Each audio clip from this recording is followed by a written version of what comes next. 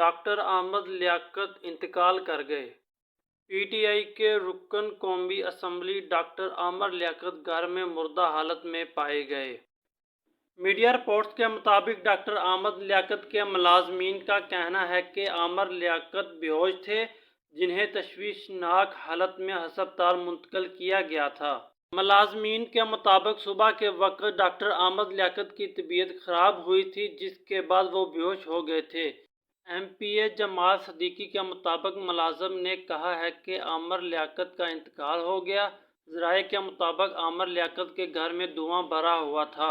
بظاہر ان کا انتقال دم گھٹنے سے ہوا۔ پولیس حکام اور اہل محلہ بھی ہسپتال پہنچ گئے ہیں۔ یہاں واضح رہے کہ احمد لیاقت تیسری اہلیہ کے الزامات کے بعد کافی پریشانی کا شکار تھے، جس کا اظہار وہ سوشل میڈیا پر بھی کرتے تھے۔ احمد لیاقت حسین نے دعویٰ کیا